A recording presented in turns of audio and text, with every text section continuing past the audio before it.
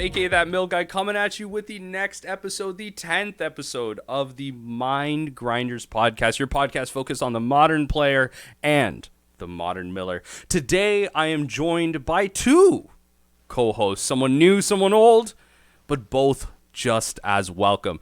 Let's give them both a chance to introduce themselves. Let's go with my regular co-host. Start us off. It is Jack, A.K.A. BlitzMTG, A.K.A. would be the new co-host, considering I'm not the oldest one in here. Well, that's true, isn't it? Yeah. Go for it. Who are we hearing right now? Hello. Whoa. Hi. The third voice. My They're name's my inner demons. I'm Austin, A.K.A. PartyTimeAustin, on the Mill Discord and on Twitter. Been playing Mill for a couple of years now. We got some. We got us joined for some fine company, and as you're probably guessing from the title of the cast, we're going to be focusing on the intricacies of surgical extraction today. A very divisive card in modern, a very important card for modern mill, but one that stays relevant throughout as graveyards ebb and flow. And we're going to be developing a little bit of story around that. But before we do that, how are both of you doing? Good. Kickline. My co-hosts are literally down in the dumps right now. They're feeling it right now. No. I was trying to be a gracious host. Let our guests speak some.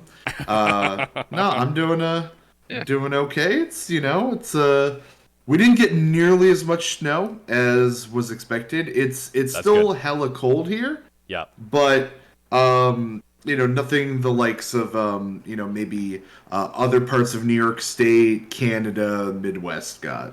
Okay. And then Austin, what about you? I'm good. No complaints here. Okay. Everything's good. We're got down to a chilly 40 degrees today. So. You poor thing. Chef, how's it there? It's a cool 3 degrees Fahrenheit where I am. Fahrenheit. Okay, so I mean.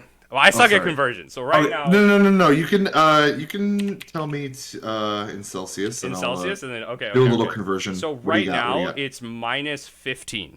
It's minus 15 Celsius. Okay, so 5 Fahrenheit. So yeah, roughly what it is here. And it's so weird. Yeah. Like as a scientist, like I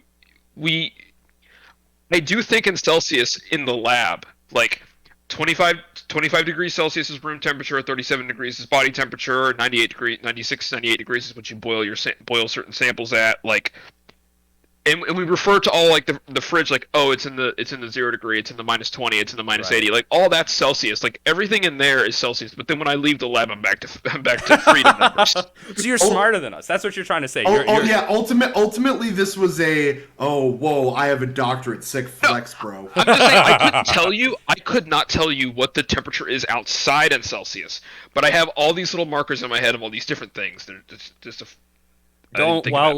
listeners, don't let Austin fool you. He's the type to lick his finger, put it up to the wind, and understand the exact composition of nitrogen at that exact moment.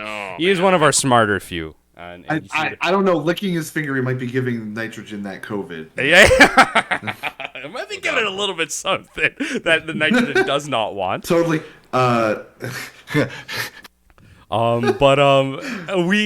Just as a PSA, this podcast is not supported by scientific fact. Do not listen to us about anything COVID related. Thank you. Please consult professionals.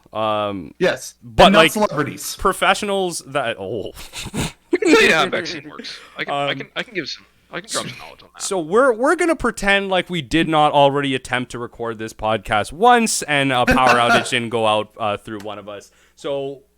You know what, Austin? I'm gonna still give you your moment in the light. Give me a quick minute summary about your history with Magic. Okay, so started playing Magic whenever I was a freshman in college. That was right around the time that Return to Ravnica came. It was the summer of it was in between freshman and sophomore year. So 2012, right before Return to Ravnica came out. The pre-release for that was actually my first event. I bought Magic cards. I bought sealed product all the way through like Dragon's Maze, but I kind of like lost interest when I started trying to build a deck, and I had someone explain to me how standard rotation worked, and I had some cards that were from like Dark Ascension that weren't legal anymore, and At the time I was very confused. I was like, why would I play this if I can't? Like, what do you mean I have to buy more? So I kind of dropped it then. However, I got interested in mill back then, like from the very beginning. The core set that was out whenever I started was 2012 or 2013, which had Jace's Phantasm, it had Jace Memory Adept, it had Dark Ascension had Thought Scour. So some people in my LGS like gave, oh, you like mill? Like, here's some cards. So I from the very beginning I was like kind of drawn to this strategy. I didn't obviously know anything about Hedron Crab, Archive Trap, which had already those cards existed at the time, but I just didn't know about them. So I dropped off of Magic until I went to graduate school. In 2016, that's when Eldritch Moon came out. That's when I got back in. I had some friends who played EDH, and they said, hey, do you want to come with us as pre-release? And I remembered, I was like, okay, I remember Innistrad. I remember that being a thing, and they were like, oh, well, they're going back to Ravnica soon. I was like, oh, well, okay, keep me posted on that. So I went back in with Eldritch Moon because I just thought that the whole idea of Eldritch horror art, I was just really drawn, like, oh cool, there's a set where they have like Eldritch horror stuff. I'm down with that. Got into EDH. My first EDH deck was actually a Lazav Dimir Mastermind deck a card that I had pulled years back. Built a mill deck with that. Built some more EDH decks. And then in 2019, my friends down in North Carolina, where I'm originally from, I was in New Jersey for grad school. They started getting into Modern, and I was saying, I told them how I wanted to play. I would like to play Modern with them when I got back to North Carolina, but I didn't have a deck for me. And my friend Jeff, actually, he sent me a link one day to. He's like, hey, there actually is a Modern mill deck, and so I slowly acquired the pieces and took it to an FNM like in late 2019. Got shellacked. I remember my first days. my first day playing it. A couple things happened. One, I played against Tron, won game one, and then he brought in Leyline of Sanctity game two. I still remember being like, what the like how in the yes, the days before the days where EDH ruled and everything has each opponent on it. Right.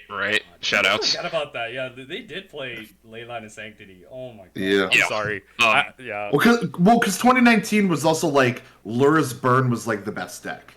I remember I played that. I played against that Tron opponent. I think I kind of like a bunch of FNMs at the very beginning kind of overlapped for me because they were all right before the pandemic, and like I just remember this block of time when I was playing. And I remember I played against a Grixis Death Shadow opponent, which told me after he beat me, destroyed me. He told me that I should stick to EDH if I want to play mill, which kind of like it lit a fire in me that I still today. When people ask me like, why do you play mill? I don't tell them because I want to win. I tell them because I'm here to prove a point. Yeah. And so I've been with the deck ever since. I joined the mill Discord somewhere around that time. I still remember watching Shop stream whenever he like 10-0 9-1 with Uro, and I bought into Sultai Mill. Then we all got shut in for a year. Uro got banned, and so now here we are. Rightfully so. Screaming, it should have screaming into the moon. I'm just sad I didn't get to play with it. That's all. Just give me one infinite where I can take it out. I got to play Uro like right before the pandemic. I played that like the Simic Titan Field deck. I played that at a side event, or I played it on Magic Online, and I played it in a side event for SCG Richmond. I actually have a funny story. So the main event was a team. The main event was a team event. Had my friends Yanni and Josh. A shout out to them. Neither of them probably listen to this podcast. And so it was a team event. I was the modern seat, and I had been practicing this Uro Titan Field deck for weeks and weeks. But I knew this was when like Amulet Titan and Titan Field were just like dominating everything. Mm-hmm. And so I knew there was going to be a lot of those decks out there. And I was like, guys, don't hate me, but I think it's correct to audible to mill. Oh, I had mill with me, and this was before we got all of the good mill cards. This is when, you know, I was like breaking and entering was the playable. Oh god. And they let me do it. They were not happy about it. And proceeded, and I was happy like with my choice. I wasn't happy with my 75 because I was like kind of scrambling to like put it together or whatever. And what happened was round 1 I play against Infect. Round 2 I play against Amulet Titan, Okay. Okay. But I lost because they cited in Ashioks because they were doing that back then Oh. because of the mirrors. Okay. Okay. So that's a they really cool brought tech. in so they brought in Interesting. they brought in Ashiok, and they would minus on me mill 4 spells, and I would draw land for like 4 turns straight. Yeah. And Gotta- so yeah. it's like it was just like very bad variance that I lost that. And then I played against Burn and got schlacked. So it's like, I lost against the matchup I wanted to play because of variance, and then I played against 2 decks that were very good against me that were brought to also combat the Titan decks. Yeah. So it was really sad. I felt awful. Like I legitimately felt guilty towards my teammates, and I like could not apologize enough. It's just some bad variance. Now Mill has come a bit ways since then. I don't think I would get quite as many complaints. Just a little. Remember the day that Ruin Crab got spoiled? Oh my god! It was. Oh, Because how long were like not only just in the Discord, but like especially Russ and I just like talking about like getting another crab forever too. I remember being at work, and I think I almost had like what was close to like a panic attack in excitement. Was it Ruin Crab, or was it one of the other cards that I like? Because I'll often, because I'm such a degenerate and spend so much time online, I often see spoilers before Shaft will. Yeah. So I'm constantly sending him stuff, and I don't remember. There's like Ruin Crab and Maddening Cacophony, and then like Tasha's in AFR and Fractured Sandy in MH2. I know I sent you at least Fractured and Maddening. I don't remember if I sent you the other two, but I know Ruin Crab was Maddening slipped a little bit. You probably sent me Maddening. Not enough people sent me that. Ruin Crab blew up my inbox, which is why I checked my phone. it was all over Twitter. Yeah, MTG Twitter went nuts. Blew up my inbox. Rightfully so. Right? it was a good day. They knew what time it was. It's like it was like if the Mill Discord was a person and they just had their first child. We were having a was. religious experience at the Yeah, end. Yes. that was insane. Euphoric Like, sensations. and it just throughout the year, it just became this like drunken, like we didn't feel anything. Like we just had Toshas into Fractures, and then all of a sudden these lists started coming together, and like, this is after the way you phrased that, I just thought like after Rune Crab and Maddening Cacophony, we're like, okay, we're starting to get somewhere, and after that, it's just like it's like The Weeknd music video. I've said this before in the Discord, but there is someone, we don't know who they are, we'll probably never know, on the R&D team or someone at WotC who we all collectively owe like a fruit basket or something because someone advocated for us out there. Whoever it is, probably don't listen to the podcast. If we ever get to find out one day, I don't care if we're like 60 years old and they're in like their 80s or whatever. Like I don't care who it is. Like I will do something special for you. Yeah, we're taking the senility out of you. We're gonna buy you some property on the metaverse and everything. We're gonna make sure you're rich. And even if you've passed away, we'll do some like weekends at Bernie's kind of shit. We'll bring you back. Your consciousness is probably going to be uploaded into some type of electronic by then. We're probably going to be living to 150. Who knows? Or like the decapitated heads from Futurama. Yeah, exactly. Like that. Literally that. Yeah, exactly. And then it's just going to be like Ruin Crab guy. Like that's their label. That is Ruin Crab guy. or girl, or of course, but Ruin Crab person. Ruin Crab person. That's it. This gold plaque. But anyway, to bring us all back in. We got an introduction to everyone, and I think talking about surgical extraction with the fervor we have of the rest of Mill, we wanted to paint a picture about a couple of things. So why is surgical extraction important? Of course, going over what it is, where it's used, and why it's probably one of the most divisive graveyard hate spells in the modern format in general. And I think just in Magic in general, with some things I want that I'm going to bring up in terms of like just quick facts, I guess. But to start us off, Blitz, if you wanted to go over, keeping it simple, what is surgical extraction? Read it for us. I have them pulled up today. Oh yeah. So let's go over that. I'm going to go Yeah. over some quick facts, and then we're going to tell some stories. Go for it. So, Oracle text, surgical extraction. It is a black Phyrexian mana, meaning you can pay for it with a black mana or 2 of your life. Instant. Choose target card in a graveyard other than a basic land card. Search its owner's graveyard, hand, and library for any number of cards with the same name as that card and exile them. Then that player shuffles.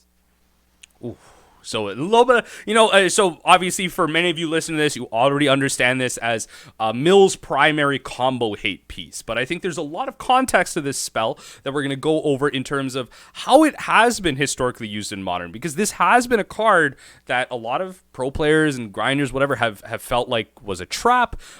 In some ways was a necessity at some points in Modern, which is we're going to go over. And now has solidified itself again as a linchpin for the Modern strategy. So again, printed in the new Phyrexia set.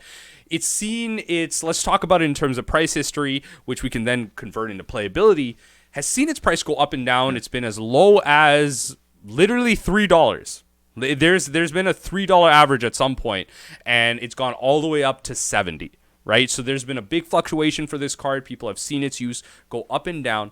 And in terms of general playability, first and foremost, I want to point out the fact that right now, as we're recording this podcast right now, the top decks using surgical extraction, Modern Mill is the only deck in Modern using surgical extraction. Every other deck using surgical extraction is the 8 other decks are legacy, and there's one vintage deck, which should kind of lend to the conversation of its power. As the power of the format scales, you would imagine that the power of surgical scales, because then the power of graveyards, its combos and whatnot scale with it. So that's why you see them played in Jeskai Ragavan, Jeskai Control, Is It Delver, the mid-range decks of the legacy format are playing surgical on the side. How is it used in Modern outside of Mill? So let's go over. I'm going to start the story off. And we're going to use this as talking points. With the Mythic Championship London, way back, I believe 2018, 2019. I might be getting the date wrong here. Sorry, I'm currently cringing at the fact of Mythic Championship and not Pro Tour. Anyways, that is a rant for another time. Yeah, exactly. I mean, that's what it was called, so I'm going with it, but I know what you mean. So Mythic Championship London, it was Modern. And the reason I want to bring this up, surgical extraction, but Modern format, mind you, was the most registered card outside of Basic Forest and Basic Island. Austin, what do you think? I mean, what's going on? You already know, but what's going on? Well, this was the time when faithless looting was legal, and so you had a bunch of graveyard decks that would pitch things like Arclight Phoenix, Hogak. Was Hogak legal at this time? No. So the big deck in the format right now, just to provide context for the listeners, Is It Phoenix? So the Is It deck of the time was the top deck, the most registered deck in the format. Dredge was as degenerate as ever. Again, Austin mentioning that faithless looting was legal, and Humans was ever so pretty much at the tippy top, right? Like, it may not have been the most registered, but Humans was really at its peak around this time. Affinity was still a thing. Again, Is It Phoenix?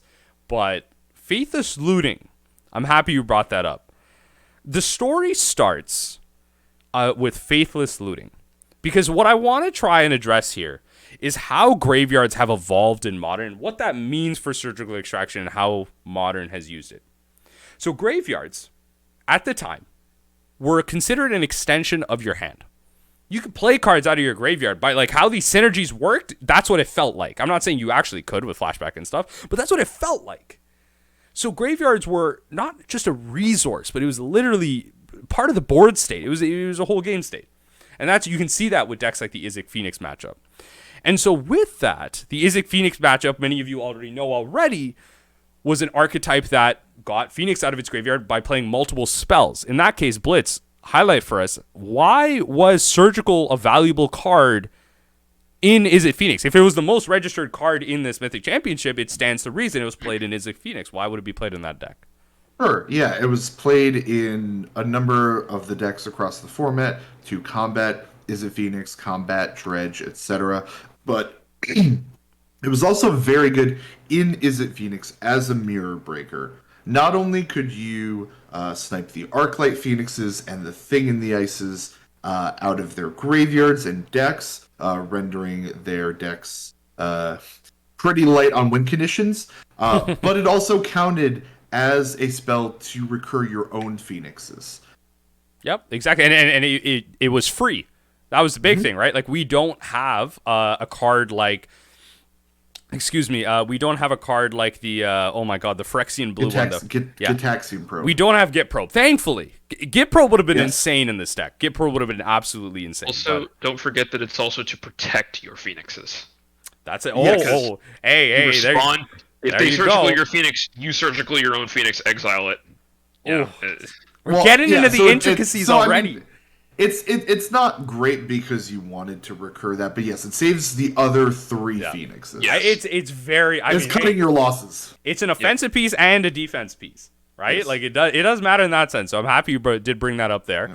So again, we're seeing the versatility of surgical extraction coming to light, right? So every era of Modern, for those of you that might be a little bit newer to Modern, has had various archetypes come in and out of the format. We've always had a Tron deck. We've always had a big mana strategy. We've always had a combo deck. We've always had a mid-range deck. And we've always had, for lack of the better word, we've always had a deck that registered Scalding Tarn. 4 Scalding Tarns. It was the Izzet deck, right? These are the people that spec'd on Scalding Tarn. They got them for $10, and they've been playing them in Modern throughout. And so with all of these strategies coming in and out, we see them adopting something like surgical extraction with various reasons for, again, beating the mirror, playing defensively. So let's see what happens with that. The next big step that I would say Modern takes is the advent of Modern Horizons 1. And we see, like, we can ignore the stuff with Eldrazi Winter and everything, right? Like, we all understand degeneracy. But the next level of degeneracy that Modern would see was Hogak, the Arisen Necropolis. Hogak Summer. And now, Hogak Summer. And then what that led to as a defining point. Now, Hogak, the reason I really want to define this is because it was the peak of what people were willing to do to beat degeneracy, explore graveyards, and what we could do to actually answer this. Hogak was the peak of what a graveyard strategy could be. And Modern wasn't ready for that answer. A lot of people attempted Leyline of the Void, surgical extraction. This was an example of a strategy gone too far. Do y'all have memories of Hogak Summer? Yeah. Mill was unplayable, ironically, it was. versus a graveyard deck. It had so many tools. It laid creatures out on the battlefield so quickly that your surgical extractions did not matter. Yeah, it was nutty. You hit Hogak. Okay, well, they've still got Vengevines and Grave Crawlers and Bridge from Below. Speaking of bad card design, Vengevine, Jesus, but go on. Oh, I thought you were going to say Bridge from Below, because I hate that design. Well, I mean, that's a Yu-Gi-Oh card. That's not even a Magic card. Like. I don't think Bridge from Below needs to be banned, but I don't like the design. But this thing was so resilient to hate, you had to play something that could race them. So I remember at the time I was playing PTQs. I actually went to Ottawa for PTQ during Hogak Summer. Right. I played Mono Red Phoenix, and I didn't play in, I think it was 8 or 9 rounds. I didn't play Hogak once. I mean, I'll tell you what, like, highlighting Mono Red Phoenix, like, the format was literally Monastery Swiftspear or Hogak. That's it. It was, well, I mean, there was, like, a few other decks, but yeah, there wasn't, it was very, Hogak warped the entire format, and not many decks could compete with it. Mono Red Phoenix happened to be just one of them that could compete. I just found it funny that, 8-9 run PTQ, don't see Hogak once. I played against, round 1, I played against Golgari 8-rack. I lost to that. And I'm just like, I get those, but I can't get Hogak, which I was actually prepared for at the event. I just realized I just realized something. I didn't play Modern when this card was around. Like I didn't play during Hogak Summer. I hadn't gotten there yet. But like looking at like a card like Bridge from Below, I understand what you mean. Like I think I've read this card before. But like really looking at it right now, I don't understand. Is this a card that is not intended to be played? Yes, correct. It is Yeah. not. It is not intended to be played. It is intended to be put into your graveyard by some means, and then accrue value. It doesn't do anything on the battlefield. Yeah. Correct. Accrue It does- value it does- is like it it's does. it's it an does understatement. Zero Like, on the yeah. battlefield. What Yeah, a weird it design. is. Yeah. Oh my god! Like Now, I'm somebody who wants them to like push boundaries for design. I want that, but this like I don't like cards that you put in your deck with the intention of not playing them or casting them. It's why I don't like shuffle effects, not just because I'm a mill player. Right. It's why I don't like ley lines. Because you're not, because while you can cast them, you're not incentivized to. I have a little bit less of a problem with like gemstone caverns, or serum powder. Yeah. But it's kind of like in that vein. Yeah. I mean, for those of us, for those of you who like have never experienced Bridge from Below, black for a 3-mana enchantment. It only works in your graveyard. So that's the context I want to provide here. Austin is exactly correct. When you cast this card and you put it onto the battlefield, it does nothing. None of its words mean anything when it's in play. It only works when it's in its graveyard. So if it's in the graveyard, if a creature dies on your opponent's side, you exile the card. Okay, so cool. It's in your graveyard. If your opponent's creatures died, it goes away. If one of your creatures dies, though, while it's in the graveyard, you create a 2/2 zombie creature token. Okay, now why is that great? Well, if you start thinking about how Hogak has Convoke, you start thinking about when a zombie enters the battlefield, what enters the battlefield with it, when creatures enter the battle, like all this stuff. It was a Yu-Gi-Oh card. It was dumb. This was not. And there was a loop because you played Altar of Dementia. Oh, so my you would God. constantly. So you would bring So Mill was crawlers. yes. So you would bring Vengevines back, Gravecrawlers back, Hogak back. You would sacrifice your Citrus Supplier to get value. You'd sacrifice, your Gravecrawlers, etc.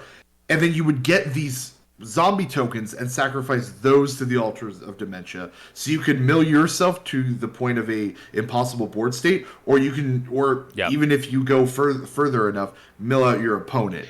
The one thing I will say about my experience with Hogak is I played a little bit of that banned Modern Gauntlet that they put on MTGO a month ago, which I think it was implemented pretty badly personally. Yeah. Right. I really wish that they could have just like allowed those cards. Like the decks, I don't know if you looked at the list; they were all built really weird. Yeah. But when you played the Hogak deck you're not even playing the same game. No. Correct. No, as you some weren't. of those other lists. Yes. It's not even close. Yes. You weren't.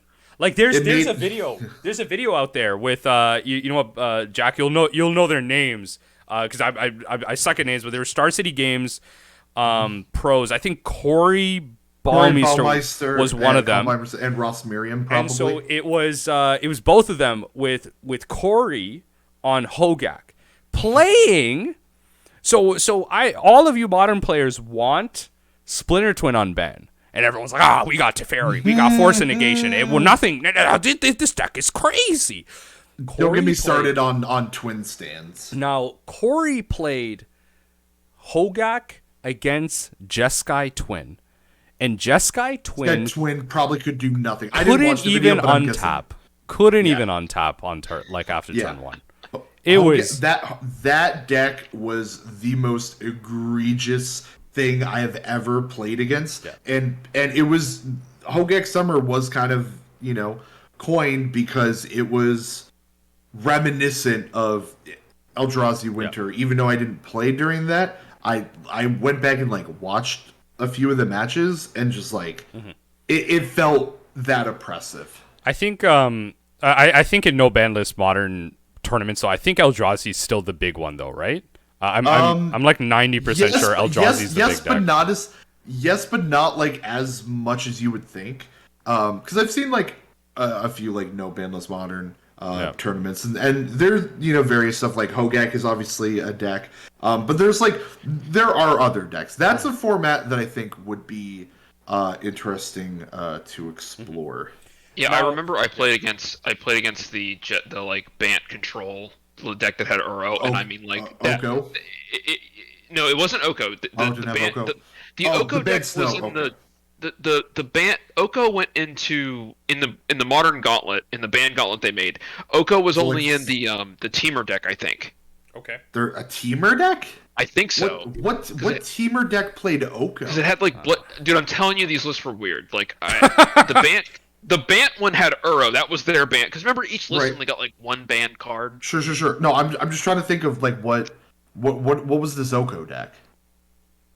Let me see if I can find here. Bant. If you're about to tell me it's like Oko, Bloodbraid Elf Clothies, like I'm a flip. Ew. Yeah. All right, what so is here we go. that? Let me see here. Because that's not like that was never a deck that was played. It was Teamer Aggro.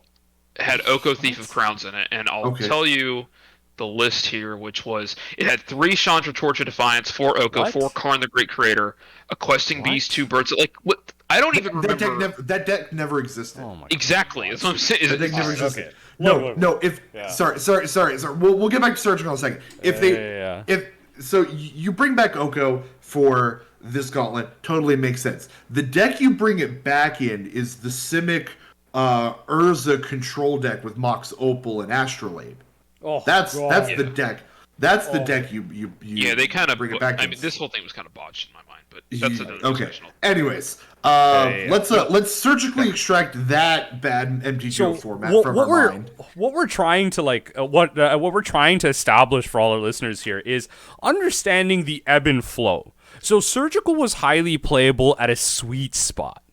There was a point in Modern where the graveyard was at just where you needed it. The format was interactive enough, but still powerful enough for Surgical to be playable. Before that, control decks were doing things like, Surgical Snapcaster target your opponent's playing, or Ghost Quarters and Surgical the Tron land, or they were jumping through hoops. And then, you had a format where Hogak was so powerful, Eldrazi Winter so powerful, like you couldn't even play Surgical, right? So you had that sweet spot. Hogak, unfortunately, pushed the format to a point where obviously there needed to be a banning. Hogak needed to go, and I shouldn't say that's unfortunate. I should say, obviously, we went through a big change. And now a lot of people see that as positive, and I see that as positive in the sense that it was a net positive in the sense that we finally got an unbanning with Stoneforge Mystic.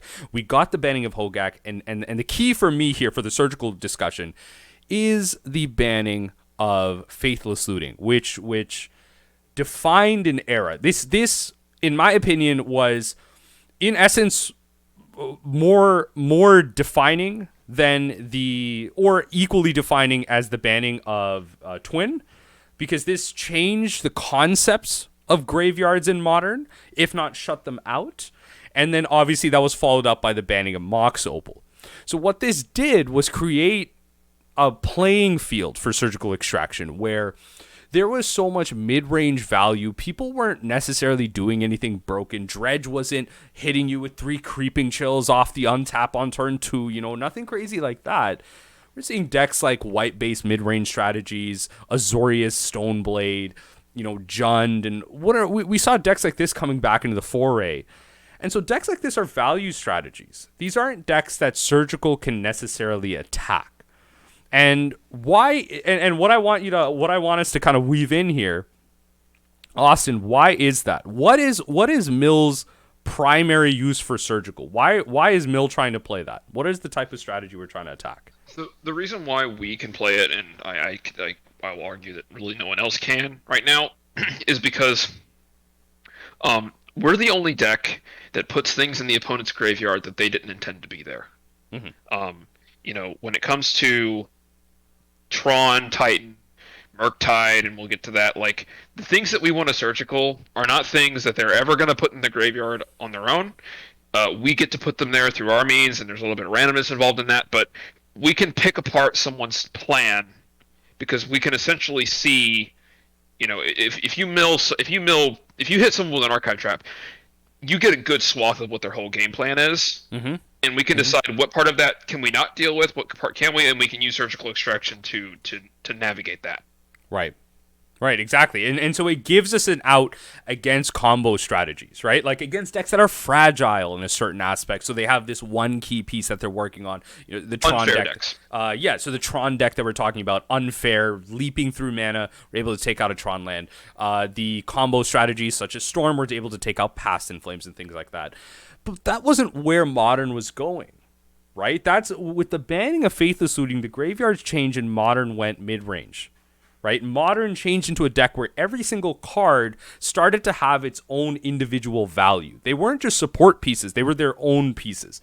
Right? Luris made that more so, I think. Yes. Yeah. Exactly. So Luros was definitely a change as well. But that was one era of Modern. We had the era of Modern where things were a little bit low powered. You know, the post banning of looting. The post banning of Twin and Pod. We had this casual area that the boomers of Modern love, right? Because they don't like change. And then we had this high power era where card design went a little too far, but we found the sweet spot for surgical extraction. And then we went back into an era that many people like in the sense of interaction. The next era that defines surgical extraction, its playability, and the graveyard specifically is going to be, in my opinion, Modern Horizons 2, right? And there's obviously the in-betweens. We could talk about the companion mechanic and everything, but I don't want to go too far into a tangent. Modern Horizons 2, we have... Oh my god. What is that fairy tale set? Jesus. Throne of Eldraine. Throne of Eldraine, War of the Spark, the era that defines it. So Modern Horizons 1, I think, is its own era, even though it's just around its own time. I think it was one of the first proof of concepts. Throne of Eldraine, War of the Spark, and Modern Horizons 2, I put together because... You mean when every format was set on fire? Yes, exactly. So this was the pushing forward of play design that people didn't want in terms of post-twin meta. People looked at post-twin meta, they're like, oh, that's bad card design, everything's boring, one card is set. We got Thorn of Eldraine, you got static abilities on Planeswalkers, you have everything doing everything. So we see a shift, right? We see a shift in terms of what's playable, what's good in the format, and what are the powerful things that you want to be doing. So, Jack, what are some of the things that we see out of War of the Spark? Top of your head, what are some cards that came out of War of the Spark that are playable to you in Modern? Give me like one or two. Fairy Time Ravelers. Okay, there you go. Is the one that I dislike the most. Sure. Yeah. Fairy Time Raveler. Yeah, it's very annoying playing Hearthstone.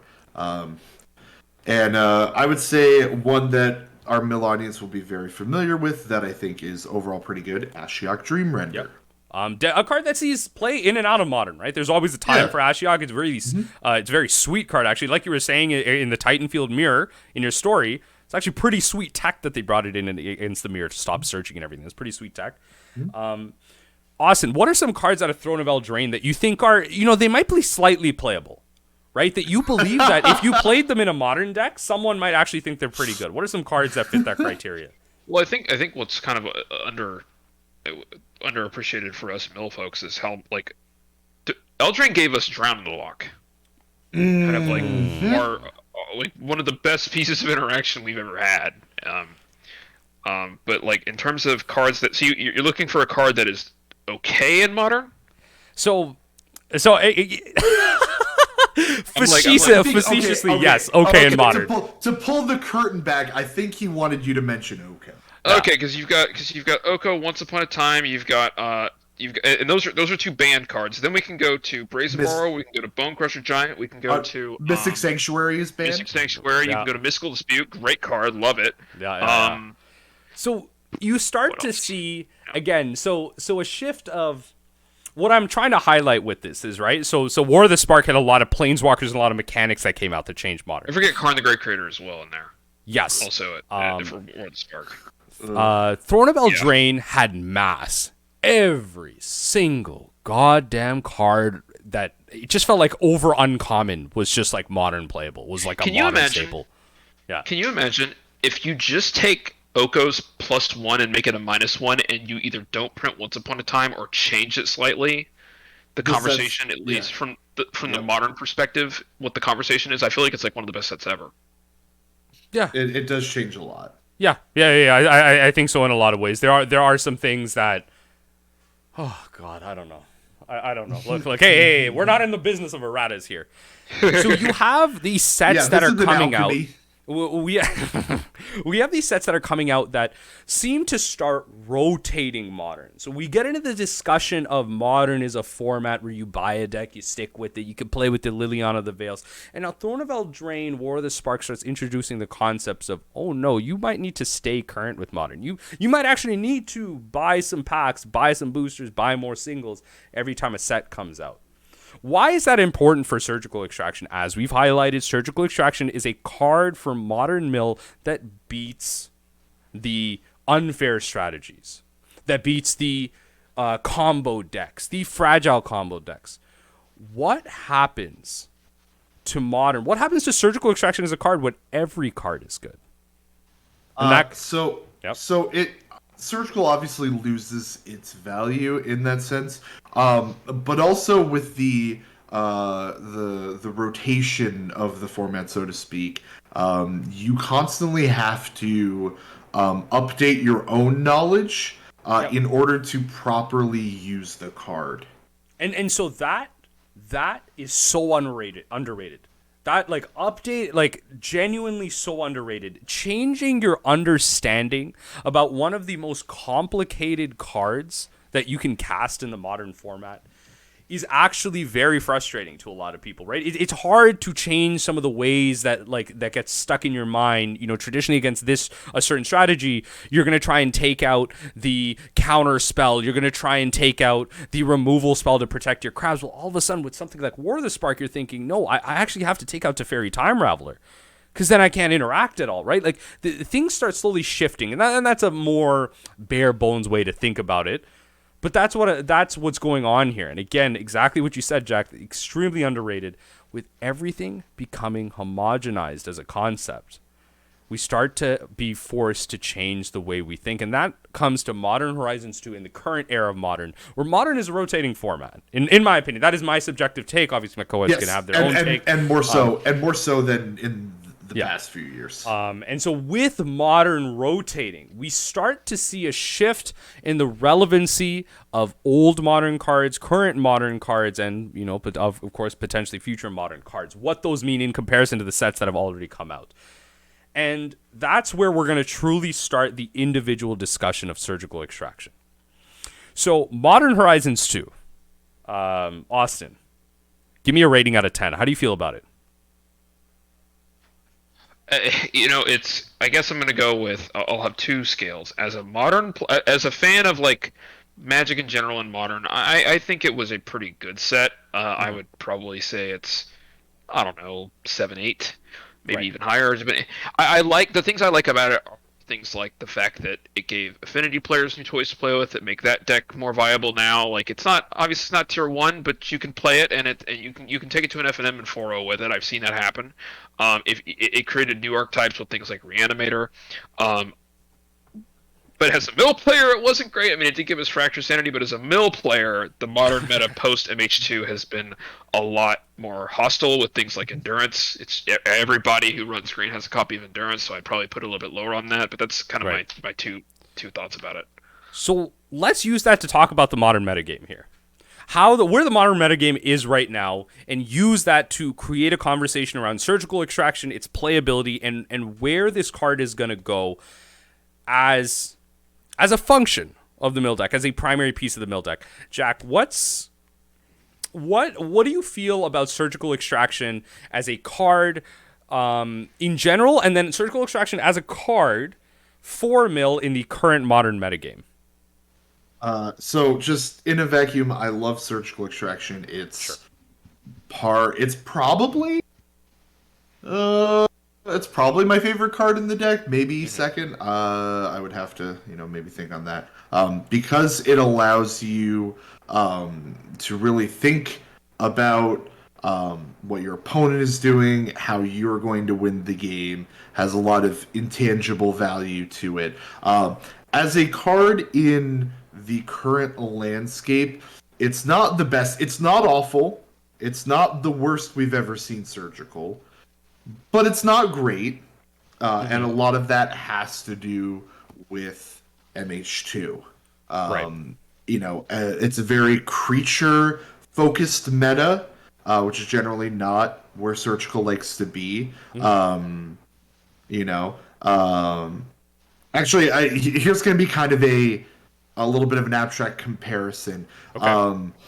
So there's been like some modern formats where you think like Phoenix Dredge KCI, for example, where it's kind of like your Magic Online Vintage Cube. It's Right. like very high powered, very degenerate things. That's where surgical shines.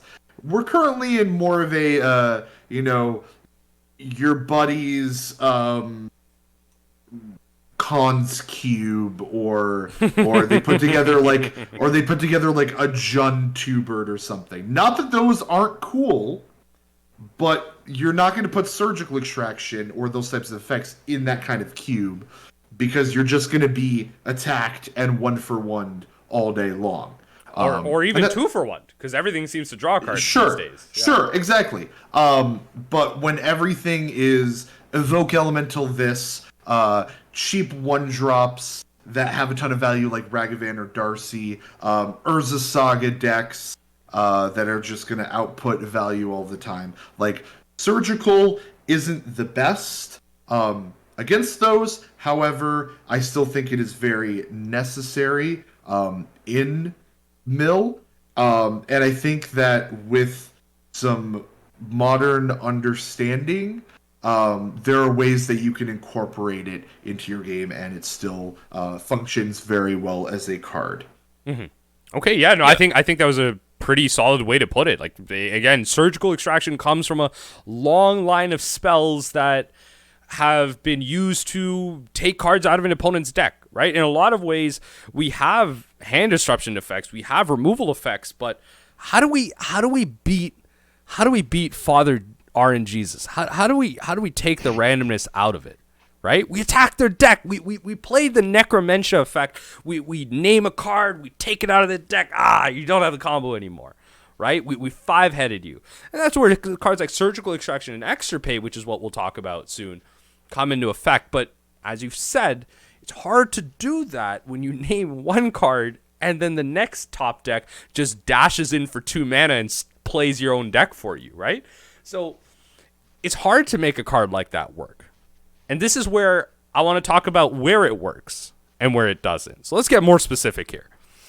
Austin, give me 3 decks out of the current modern metagame right now that you believe Surgical Extraction is helpful against. And this could be in a general sense, or you could just frame this in the topic of mill as well. So the top deck in the format right now is Hammer Time. I definitely think Surgical is useful there. You take the hammers out, and they can still kill you, but it's going to take them a lot longer. Right. Murktide. Some people go back and forth on this. I personally really enjoy using it in Murktide. I don't like the Soul Guide Lantern kind of way of going and attacking them because it's hard to know what's in their hand and know when to use things like that. There's also any of the decks that cascade, Footfalls, Living End, obviously Titans in the meta, Yawgmoth is in the meta. All these decks have something that if you take this one piece away, the deck kind of falls to pieces. Yeah. And so I think one of the key pieces, that shouldn't be ignored at what you said is with Hammer Time, you take away the key piece, but it slows them down. And I think that's what we have to settle for right now. So as a mill deck, we have to settle for the fact that even though we take away the key piece, look at Rhinos. The minute you take out Rhinos, they're still playing Throne of Eldraine deck. They're still playing a slow game with you. They're still playing Modern Horizons 1 block constructed with you. And it's just going to be a long game. But what you've done is at least taken out the instant win for them, right? And that's what we have to be okay with. Jack, what are some decks that you, in the alternative sense, believe are not good matchups for playing Surgical Extraction against? Sure. So the big ones that come to mind are like the Luris Jund, the Zoomer Jund decks. The Shadow decks aren't great. I would say they're a little bit better than Zoomer Jund, but those are like the big two in my mind that they have enough threats spread across different card names that surgical doesn't provide you nearly enough security or value. That I'm immediately taking them out. The other ones would be something like burn, and but burn is a special case where if you're playing something like extirpate, I would bring in extirpate and take out surgical, because while there are cards that maybe I would like to take out of their deck, I'm not willing to pay 2 life for it. And nuance is important, Yes. right? And that's what brings some brevity to the comment I made about one of the most complicated spells that you can cast in Modern. Now let's go into that bad matchup, right? Because the good matchup is actually, that one's a fun discussion as well, and I want to kind of leave that a little bit. So against Death Shadow, let's go into that. Let's all click into a Death Shadow list right now. Now against this list specifically, what are some reasons outside of multiple threats do you see surgical not being a good card against this matchup? So we can even kind of ignore this in a general sense. You're playing Mill and you're trying to cast surgical extraction against this strategy. Either one of you can answer this. Why don't I want this in my deck, and why would I rather just, I don't know, draw anything else against Grixis Death Shadow? So this is a card. So you're casting a spell sometimes for 2 of your life against an aggro deck that does not affect the board at all. Does nothing to affect the board state. This deck already rips cards out of your hand, so it's card disadvantage against a deck that already is ripping your hand apart.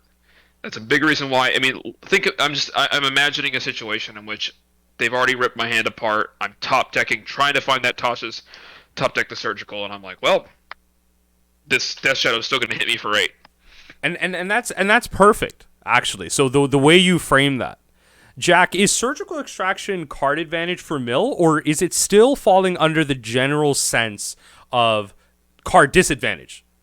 But like by the lines of which Austin is kind of lined out here, not affecting the board. They're already ripping apart your hand. Things like that. What do you think?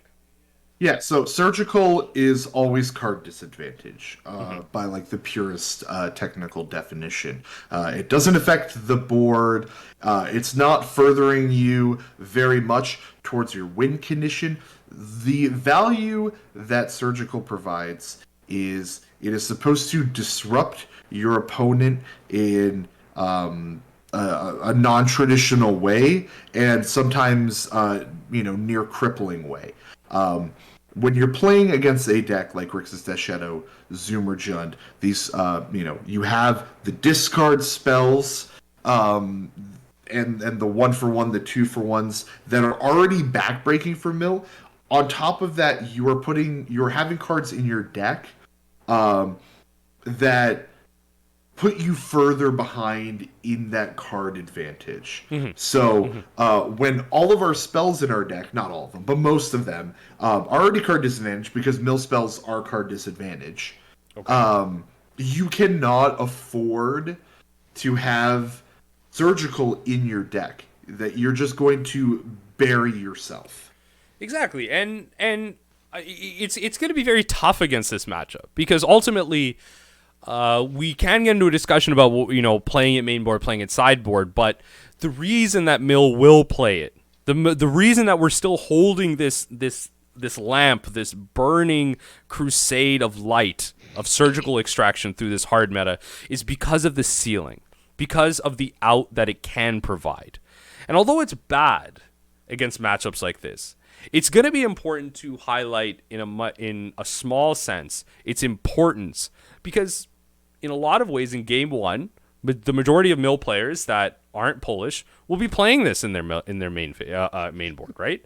So people without context are going to be very confused and maybe mildly offended. Hey, if you're Polish, you don't know what I'm talking about, send me a PM. Don't worry. Like I'll eat that one. Shaft, A.K.A. that Mill guy. You're listening to this podcast. You know who I am. Send me a PM. I'll fix your mind right. Don't worry. So they will play surgical extraction in the main board of a traditional Dimir Mill list.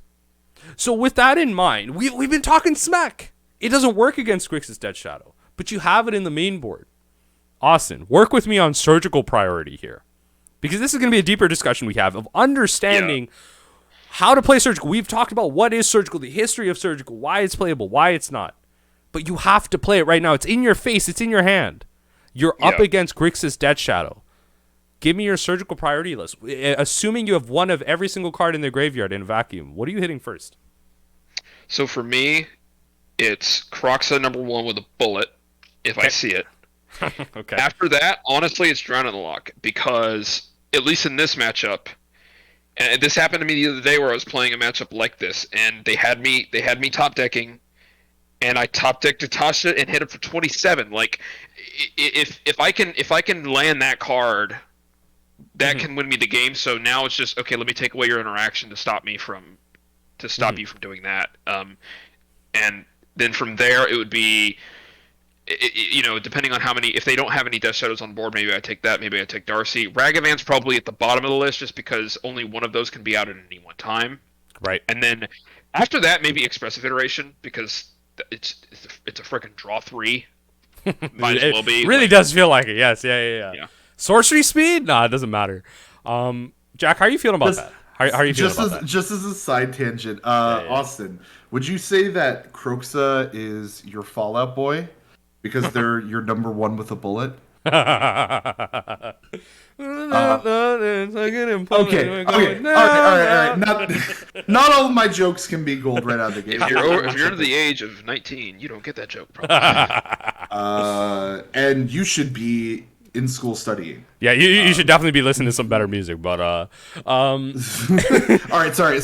Repeat to me. So how do you feel about some of the things that Austin just mentioned here? In terms of surgical priority, we're talking about Kroxa.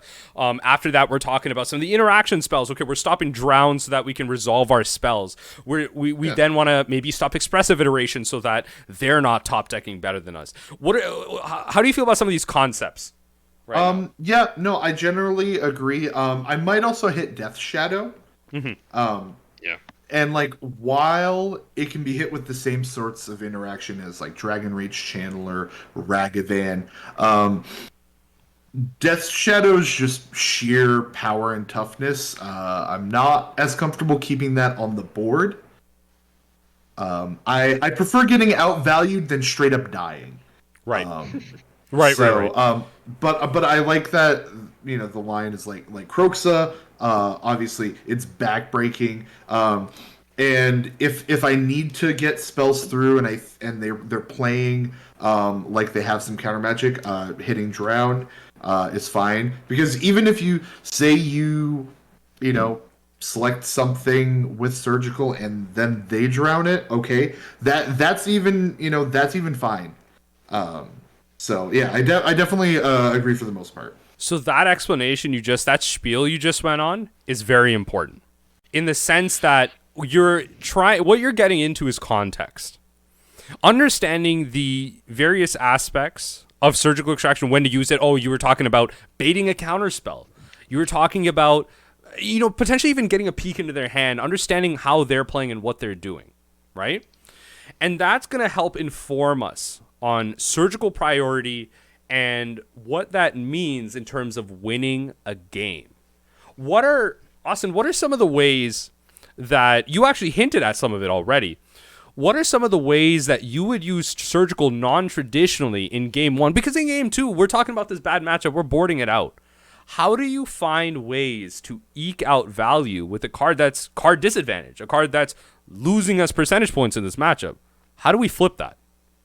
I definitely think it's like in this, like if we go back to the Death Shadow example, like it's going to be with things like Expressive Iteration, Drown on the Lock. Like the question that you ask yourself when you cast this card, and the answer is, so you're asking yourself, am I going to slow down my opponent enough with this card for this card disadvantage to not matter?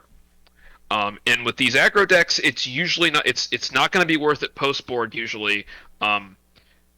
But if you have to use it in game 1, it's like, okay, what's going to slow them down? Depending on the board state, it could be a threat. It could be, so one play pattern I love is these decks run very few basics. So I like to Field of Ruin often, like aggressively, and then take things like expressive iteration. Be like, you're not gonna find your lands. Like I'm gonna keep you off your colors, and I'm gonna disrupt your game plan that way, to keep you trying to play catch up with this board state I've created. Right. So things like that, just like how can I disrupt their game plan just the slightest? Because like I said, all I need to do is top deck Atasha's, and I Right. can win the game outright. And so how do you and exactly right? So how do you maximize that chance of A, drawing that Tasha's, and also B, allowing that Tasha's to resolve, so getting that expressive iteration. And if you don't find that Tasha's, how do you put yourself in a scenario to draw it? Well, okay, take out the expressive iteration so that they don't top deck better than you. Slow them down, exactly like you're saying. And I think those two cards are also really important as well, because if Tasha's is going to be a primary win condition, if milling is going to be a primary win condition, Jack, how does the CMC of these cards matter when it comes to surgical? That's true. Well, it matters quite a lot. If Tasha's is your win condition, trying to hit these 2-3 CMC spells, probably not 3 in Death Shadow, but in other decks you'll have some more, and hitting these so that your Tasha's is going to hit for more, potentially win you the game, is quite important. If any of you play on Magic Online, the trick that maybe not everyone knows, but it's something that I'm constantly using, is good old-fashioned snipping tool. Mm-hmm. Use surgical or extirpate your opponent.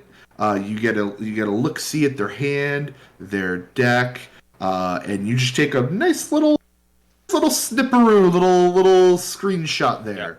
Underrated. Now you're able to not only track what's in their hand, because when you surgical them, you don't get like the Thoughtseize or Inquisition, like it shows up in like their revealed zone or whatever, if you know what I'm talking about. Right. Surgical doesn't show them, so you can track that, but you can also track what they're drawing, how many pips they have in their deck, how many ways do they have to kill you. All sorts of information can be gleaned from this.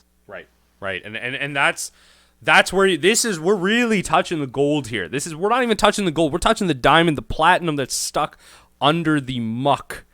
That is basic modern strategy. We're hitting the true importance of what it means to cast Surgical Extraction, because we're approaching this from, again, the worst angle. You don't want this card anymore. The next 2-3 games that you're going to play with it, the next 1 to 2 matches that you're going to be playing with this in this one game, you're not going to have it.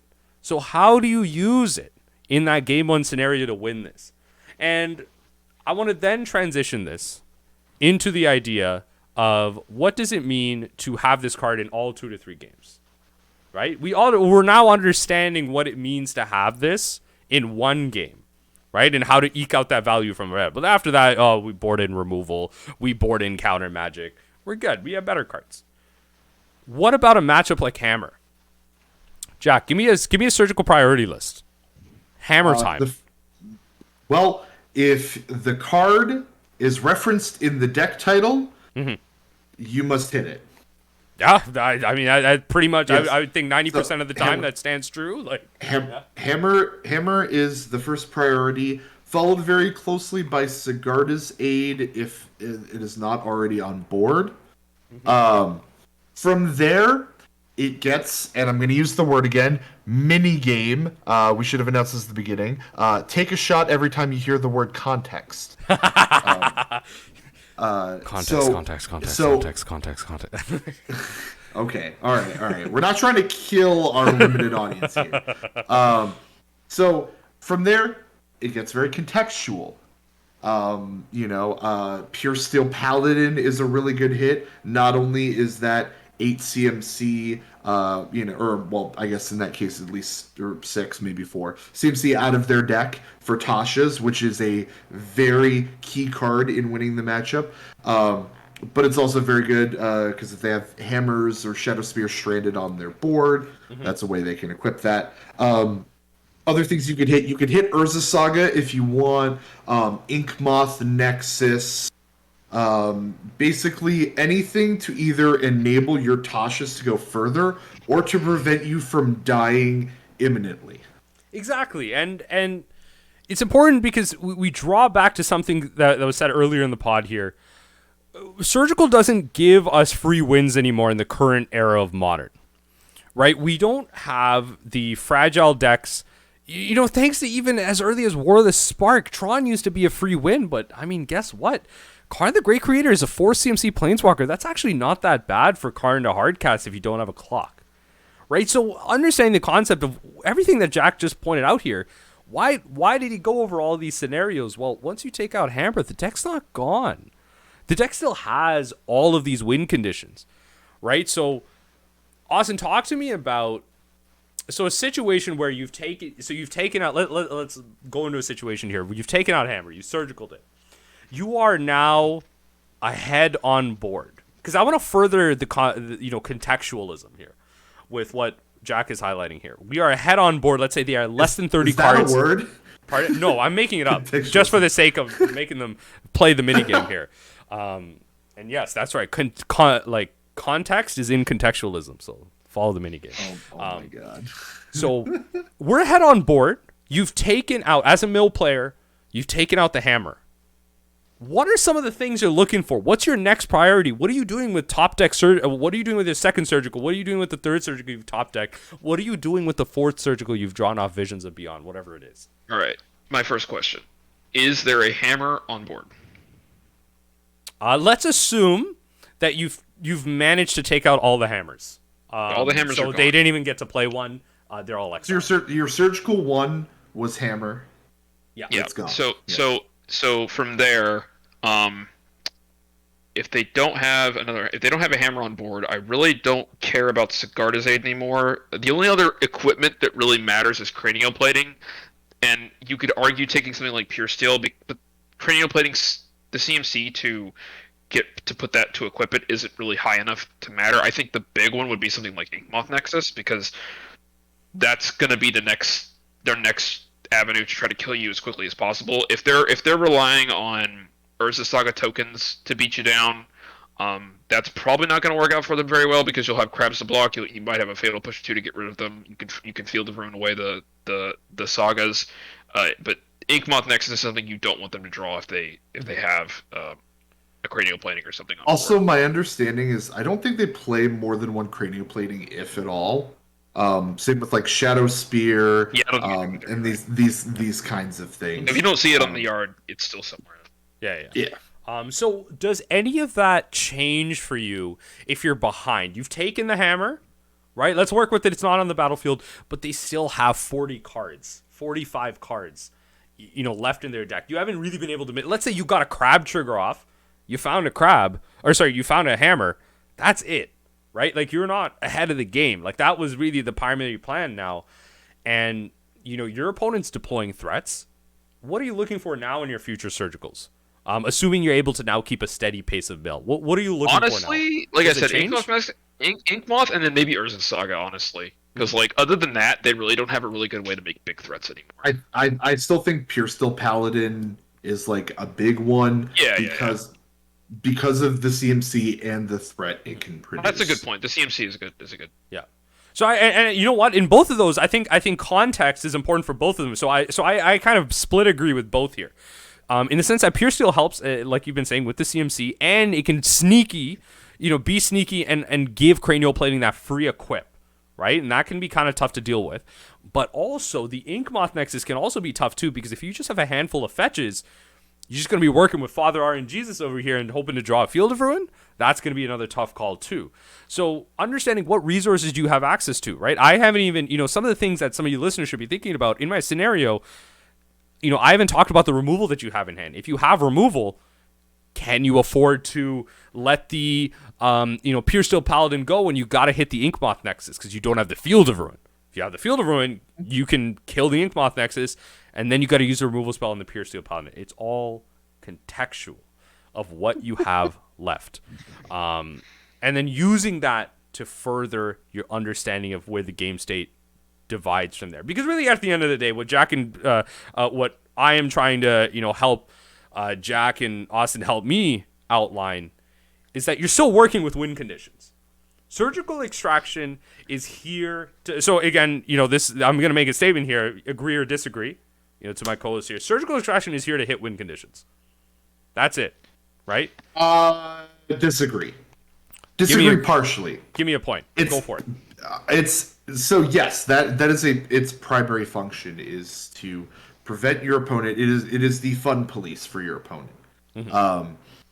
But I don't want to think of it as just hitting win conditions. Mm-hmm. I like to think of it as, yes, it is hitting win conditions, but it is preventing you from losing, or it is enabling you to win. Because say you're playing, what's another matchup that I'd like to use here? So in the case of like Murktide, yes, you surgical a Murktide, you're hitting their win conditions. Absolutely. But say something like you're playing blue-white control and you surgical a counter spell. That's not their win condition. Now, you could make an argue blue-white doesn't have a win condition. Sure, whatever. But that is furthering your game plan by preventing them from interacting with you as often. Surgical hits disruption, whether it's of my life total or my game plan. Ooh, we're getting fancy with words. Okay. We're going to stick with that one. I like that. Surgical hits disruption. I like it. The thing I want to say is that Surgical is a card. It's very unique in that these, like, Ruin Crab doesn't get better the better you are at Magic, right? Yes. Surgical does. Like, yes. Surgical scales with skill. Yes. Ooh, yes. There we go. And that's some alliteration. So we're linking some concepts here, right? So it stands to reason in some way that as the older a format gets, the higher power a format gets, right? So when you go to Standard to Pioneer to Modern to Legacy to Vintage, the interactions and the concepts and how you play the mini games per turn get more complicated. The formats become a little bit harder to play in a lot of ways. With that, we saw the fact that Surgical gets more play in higher power formats. And with that in mind, exactly what you're highlighting, Surgical becomes better the better you are at Magic. Now, I'm not trying to say that you're better at Magic, you play higher power formats, whatever, right? What I'm trying to say is that the better you get at Magic, it tends to align with how successful you can be with certain cards. And that's going to be what's happening exactly as you two are outlining with Surgical Extraction. So it's going to be a card that you need practice with. Everything that we've highlighted here is all context. We can't just tell you, okay, against control, in this situation, take out Counterspell first, and then take out the Teferi, then take out the Flooded Strands. That's it. You're going to win. Thank you. There's not a to use something that's popular in MTG content. There's not a clear surgical sideboard guide, so to speak. Yeah. There are guidelines. There are suggested. Here's what you should probably hit, or you definitely want to hit this first. But like, you really have to. Like, you have to know the matchups. You have to know what's in their deck. You have to play with the card. We can't tell you, A, B, Z, this is how you do it. Right. This is something that echoes with any new player that comes into the Discord. They always ask, like, what's the best list? What's the best this? What's the best that? And it's like, honestly, Surgical is a big example of this. You won't know what's right until you do it wrong. Until you screw it up. Mm-hmm. You won't really know what does work, because that's how you learn this game, is just by getting clapped repeatedly until you and then you start looking at patterns. You're like, okay, what am I losing to? How am I losing to it? What led to that point? Can I have prevented it? And then you go back in your replay and you're like, oh, maybe I didn't. Maybe I should have surgicaled that one card, and that might have changed the way we changed that scenario. But I think another important thing we should understand as well when it comes to Surgical Extraction is sideboarding. Now, when it comes to Surgical Extraction, we only have 4 copies of it. I think we can all agree. Yes, for my co-host, we can only play 4 copies of Surgical Extraction. I don't know about you guys, but I definitely play 7 copies of Surgical Extraction in my main board. Shh. Nobody tell. No one's caught me no. yet with my 5 copies. Yes, you can play 4 copies of the card Surgical Extraction. So the card is good. You're telling me as all the listeners of this podcast are Pro Tour level Magic players. They're really good, and they want to use Surgical as well. Austin, what's another? How can they play more Surgical Extractions if they can only play 4? If you need more Haunting Surgical Echoes. Extraction in your life, exactly. Okay, wait, stop. Give me No. Yo, Haunting Echoes. Like, Better please. Ordeal. Haunting Unmoored Echoes. Ego. Necromentia. Haunting Echoes is such a sick Magic card. It is. Russ tries to play it whenever he can. Haunting everyone. We're not going to name it. You know why? I want everyone who's listening to this podcast to go look up Haunting Echoes. Let me tell you, I wish it was 4 mana. I don't know if that's what would have pushed it into playability, but I wish it was 4 mana. Is really Bitter do. Ordeal the one with Gravestorm? Yeah. Okay. You're one giving me everyone heart comes in palpitations, please.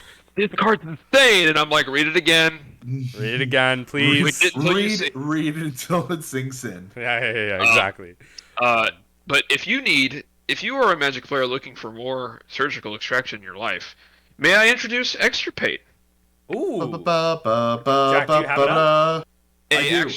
Yeah, go ahead. Extirpate. For 1 black, you have an instant. Choose target card in a graveyard other than a basic land card. Search its owner's graveyard, hand, and library for all cards with the same name as that card and exile them. Then that player shuffles. And it has Split Second.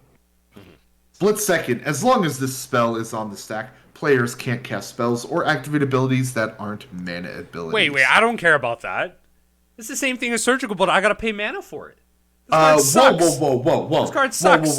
I gotta pay mana for it. Shaft, don't be a silly surgical simp. Be a skilled surgical savant. Yo. Shout out Extirpate. Shout out to my podcast host. Yes. Yes, you have to pay a black mana as opposed to choosing to pay 2 life. However, Split Second is one of the most broken abilities, and doesn't get talked about nearly enough. What do you mean? Does Split Second have anything to do with like food tokens, or like it wasn't printed in Standard recently, so it can't be broken? Oh, right? Of course. Well, yeah, it wasn't fire design, but it sure is a fire design. Yes. So You're done. I have to take you off the mic. You're done. You're done.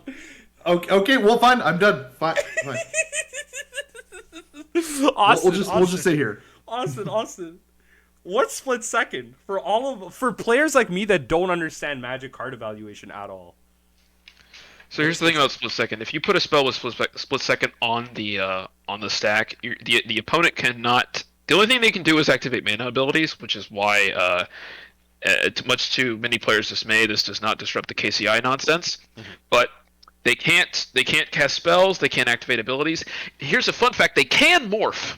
So if you're out there, if you're worried about Split Second, you can play a morph creature that flips over to counter something. Cool. Yes, because there are so many morph creatures. Stop. That's actually pretty cool. I didn't know that. You can morph under it. Special action. Yeah, but there's so many of those in Modern. Right. Yeah. I mean, sure, but like, whoa, hey, that's some free content. Come into a short near you. Shout out. Yeah, I actually didn't know that either. But it's not uncounterable because Chalice still triggers with it, so it does get countered by Chalice still. Triggered abilities still do go off, but the amount of times that I have in paper that I have cast a Split Second Extirpate at someone's card and they have tapped mana and I have said no. Okay, you got 2 to 3 minutes. Both of you shout Extirpate's praises. Why is this a good Magic card? Why am I playing copies of this in my sideboard when I already have Surgical Extraction? Let me just play Removal. Let me play Counter Magic. Why am I playing Extirpate?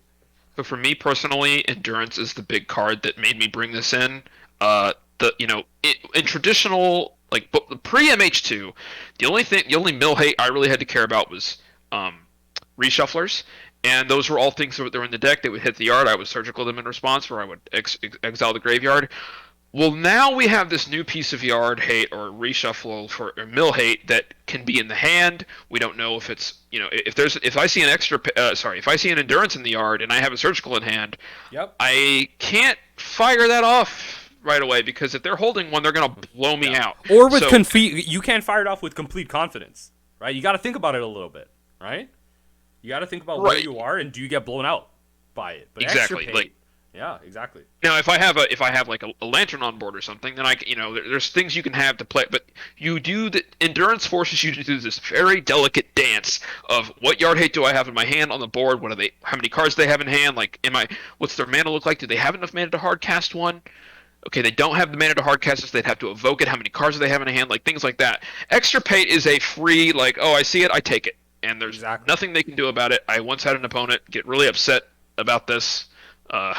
But it's a very fun card to turn. It's a very fun card to have to turn around and let them read. If Surgical Extraction is going to be the card that stops disruption, then Extirpate is the big brother that comes into the schoolyards and stops the 7th graders from bullying their little brother. Right? That's what Extirpate comes in and says. Please stop. I am here to pull the families right here. Extirpate, give me, Jack, give me a scenario against a top deck in Modern right now where you would actually rather play Extirpate over Surgical. In that scenario, you have both in hand. And now, obviously, Austin, you've listed one. Jack, give me another one. What's another scenario where you'd rather have Extirpate and why? Master has given Dobby the right to speak. Dobby is free. Okay. Cut the 9 episodes.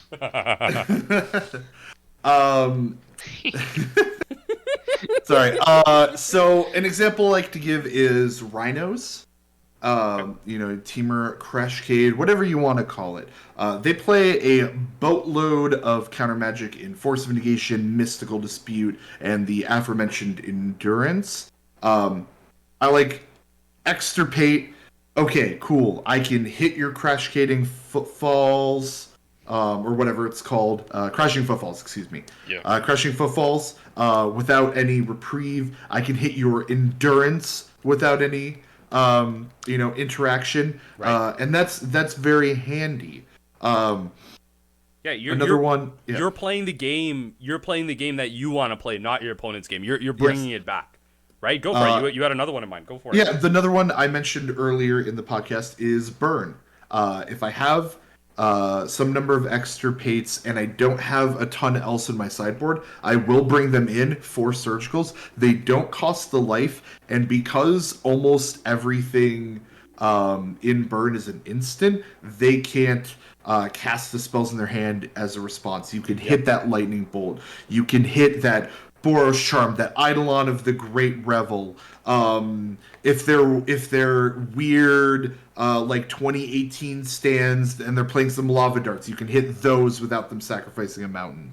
Yep, exactly. And as we're kind of highlighting, even though you're not paying 2 life for this, even though it's not a free spell, understand that it's ultimately just another copy of Surgical, one of the most powerful cards that Mill has access to. And it has its upsides. There's a reason we're playing it post-board. We don't know what we're playing, initially. We may not need the split second, but when we need the split second, we need it.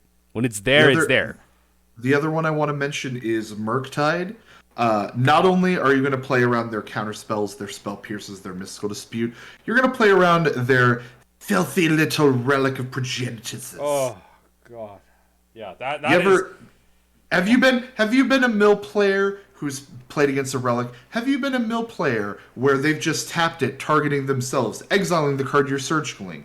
Maybe they tap a mana, sacrifice their Relic, and their whole graveyard is gone. You might be entitled to compensation. Please do not contact us for it. Please contact your local Modern League and get good. I remember that happening to me, and that was a level up moment for me. When I think it was around the time when everyone was running Tron, it was with that 6-mana artifact Lattice, Mycosync Lattice in the sideboard. So Tron was everywhere, and obviously, Mill had a fun time with it. But then, like, they would mainboard at that point. They'd be mainboarding Relic of Progenitus for various reasons, not just Mill. And like when you start targeting yourself with it, reading the card explains the card. Let me tell you, Prof coming through with the true quotes. But that was a level up moment for me at least. But what are some I want to kind of round this discussion off with Surgical, because we've been shouting his praises, right? Like we've talked about everything, its history, some tips, how to use it, when to use it, what are some analogs, and why it's important to modern mill. Let's end this off. I'm gonna give this a couple minutes. Shout out, Austin, start us off. Maybe you guys can even go one by one. What are some niche interactions with Surgical or Extirpate? I'm going to start us off here. So, Surgical Extraction, what's a fun way to use it is to Surgical a card on upkeep of your opponent, where in that case, if you don't expect them to counter it or interact with the spell, you get to see one more card. You get to see the card that they've potentially drawn. Draw step. Draw step. Sorry, not upkeep. Right. Sorry. On their draw step. You're fired from your own podcast. So you get to see the card that they potentially draw. Again, leveraging information, leveraging that level up moment of I'm not only stopping their combo, but especially in decks in Modern right now, as we've said a million times, they still have a game plan. So once you've gotten that Crux piece, what's their game plan now? You have perfect information of their hand. Use that to your advantage. Give me another interaction. Austin, go for it. Yeah, it's like you were saying, like it's like our own tiny little Git probe that kind of has our own, like you can see their hand. A big one that I use a lot, like that's not obvious, is like I'll tell you one that happened the other day. It didn't end up working out, but I was so close. I was playing against the guy in the middle Discord. He messaged me GG's. He's a nice guy. I think his name was Caustic or something. We were playing. Yes. It was a mill mirror. Yes, it was a mill mirror. And game 3, he has milled me almost completely out. I have milled him almost completely out. I top deck an Extirpate, and I'm like, all right, let me see here. His yard was actually kind of small because I already cast one Tasha's at him. I hadn't hit him. I have a second Tasha's in hand. Right. And I have a not many targets. Right. Not many targets. I grab Fracture Sanity, and I need to go back and look. I think I actually made a mistake here. I need to go back and look and see if I actually could have won this game, because now thinking about it. But I was like, okay, what's the highest CMC thing I have access to? I'll take Fracture Sanity. And I looked at his Exile Zone. I need to go back and see, but my plan was I had a Snapcaster in yard, and my plan was to snap Tasha's. Because I didn't have a Tasha's in hand. I had a Snapcaster in yard, and I had 6 mana. So I cast Extirpate, looked, and I saw exactly 21 mana, and I'm like, oh, 21 pips, yeah. 21 pips. The thing is though, depending on the order, it still could have worked out. Because like right. Because you can go over 20. But unfortunately, I Tasha's him down to 1, and that 1 was a Hedron Crab, which he then untapped and used to kill me. But it was an insane game. Like, I normally don't like mill mirrors. That one was like really great. I love mill mirrors. No, they're so much fun. But a lot of the big ones is looking at a graveyard in Exile Zone, doing some math, and going, okay, I see 3 of these, I see 1 of these, I see 2 of these. Okay, what can I take that will mill the most cards, that'll make this mill spell I'm about to cast be the most effective? Yeah, and again, leveraging to find a way to win. It's not winning you that game outright, but it's increasing the power level, being that +2/+2 on your Tasha's, in a kind of hypothetical sense, that level up you need to push through. Jack, go for it. What do you got? So, one of the things I like about Magic, and especially paper Magic, is I love the intangibles of the game. Reading your opponent, their body language, how they're playing, how they're tapping their mana, what they're doing. Like, I like that stuff. It's a little harder on Magic Online. I'm not going to tell the Murktide story this recording. I'm actually going to tell a story when I was playing against Amulet Titan. Ooh. And spoiler, I didn't Surgical a Titan. All right? Ooh, saucy. Okay. So I'm playing against a friend of mine that I know on Magic Online. We're in a challenge. He's a very well-known Amulet Titan player, may or may not be on a podcast. And there was a game where it's like turn 2 or 3. They've missed a land drop, and I know that they have a Simic Growth Chamber in hand because they just bounced it. Okay. Now they have one. They have one in their graveyard. Okay. Love it. And I'm like, from like milling. Yeah. So I'm like, So I'm like, okay. And they have a Titan in the yard, they have a Dryad in the yard. So like the correct play most of the time is to just hit the Titan. And this is before like Cultivator Colossus or whatever.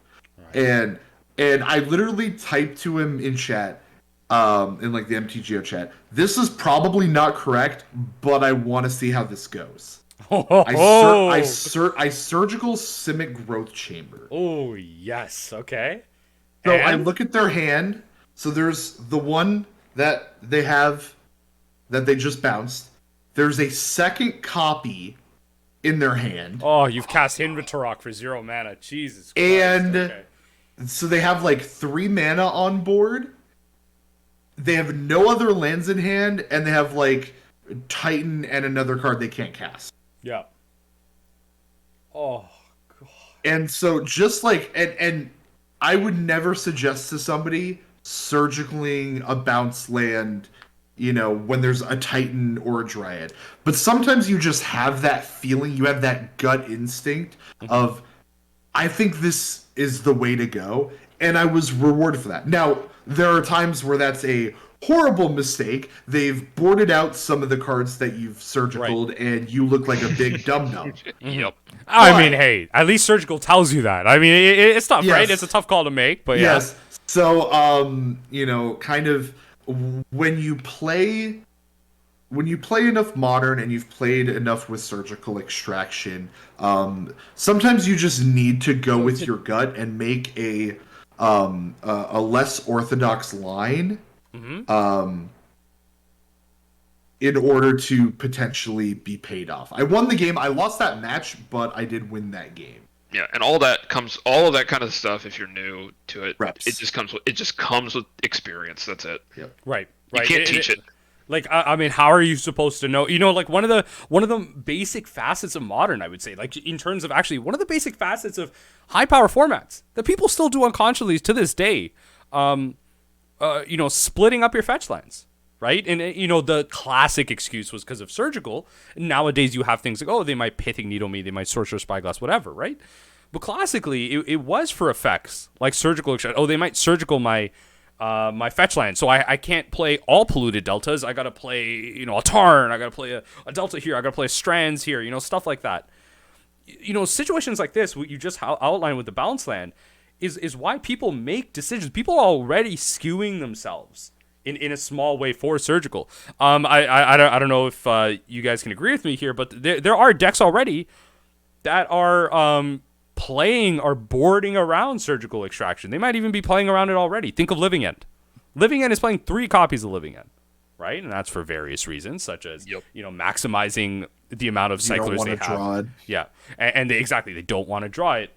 But that also pre-boards against surgical. That is less of an opportunity for us to mill it over and surgical it away against. There's a Murktide player. Yeah. There's a Murktide player that I've played against in paper 2 or 3 times. I've beaten him the last 2 times I've played him. But he boards in surgical against me purely to protect his Murktides. Oh, God. Oh. Now, I think that's awful. Like, I honestly am like, that's okay. I think that's bad for you, but it's like seeing an Emrakul in the Murktide sideboard. Yeah. It's just like the one time it works for them is all they need for their mental. That's all they need, and you're just like, okay, come on. Like, if we did this 10 times, this wouldn't work for you. He wants surgical fracture sanity out of my yard, and I'm just like, okay. God, yeah, it's just like the one time it does work. Like when your opponent Archmages charm your crabs, and then like a couple turns go by, and you're like, oh my God, I'm kind of losing this, aren't I? I hate it. Yeah. Sometimes that does happen. I'm like, oh my God, like, but yeah, no, I think there we can kind of leave off the praises of surgical extraction and start to move towards the end of the podcast here. We've been recording for a little bit, but again, we wanted to use this episode as a way to highlight as many facets, corners, crevices of surgical, its play, and its intricacies to the modern player, the modern miller, and really anyone in Magic to get them to understand, what goes on in the mind of a degenerate mill player almost every day of the week. Yeah, the reason why I brought this topic to you, Shoff, is because there's been a lot of discourse in the around Mill. Do we even need this card? Or some people even going as far to say that it's bad. And there's been people who have been doing very well without it, and that's great. I think that you don't have to play it.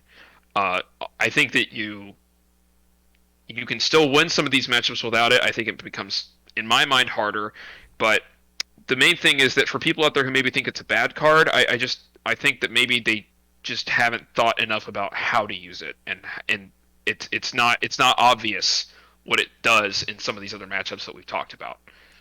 Furthering that, I don't actually think they've put in the time to play it. I'm gonna be straight up. I would be willing to bet that they haven't played it to test it, because once you start playing it, you start seeing these intricacies. Right, you don't apply some of these older concepts. Again, as we've said, Surgical has dropped out of favor. It's not a playable graveyard hate card anymore. We got Endurances, we have Rest in Pieces, Soul Guide Lanterns. We don't need any of that. So people traditionally are like, Surgical's a bad card. I don't need to play it. It's a bad card. Yeah, Chef. Why would you play a dumb card like Surgical when you could play 24 lands?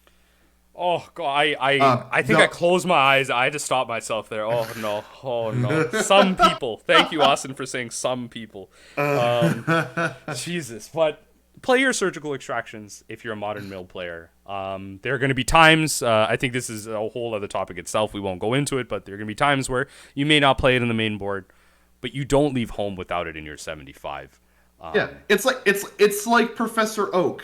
We are your professors in this Pokemon world. Don't go in that tall grass alone. Here, take this. I love it. Now I think we'll kind of go into the closing section of our podcast, going a little bit more free form as always. What are I'll let both of you go in on this a little bit. So Austin, what are some of your final thoughts on Surgical Extraction? I think we've covered most everything. The one thing I wanted to ask you guys, just we talked about this when we tried to record this the first time, about how it's been. Surgical's been a big win. Just a quick pause here. I have divided in between my conversations this podcast multiple times, so there are multiple clips, so that even if my power went out, there are multiple times where we can recontinue this podcast. Learned. I've been doing the background part of it. We are about 7 minutes into this segment right now, so we're fine. Go on. I really wonder about the history of like Surgical Extraction. I didn't play Modern Mill before 2019, so but it sounds like from what I'm hearing from these older-born franchise players that it's been with us for a long time in Mill, and it's been a win condition. It's been kind of our only source of staying power in the modern meta. It's like, hey, we're not so good against these other matchups, but Tron and Titan, and we can really take the screws to them with this card. And I wonder what would have happened to the history of Mill in general had this not been a card, because I wonder if things like Ruined Crab come along. Mill wouldn't exist. You see what I mean? Like, I wonder if we would have been on the map enough for someone to make the choice to make it a keyword and things like that. It would still exist as like a casual mechanic, but I don't think we would have gotten necessarily as good of cards, and I don't think that the deck would have been showcased nearly as much as it did, say, like KCI Phoenix Dredge meta, and I think like shortly after that, I think of some of the people that I think of as like the modern godfathers of Mill is like Jason Chung.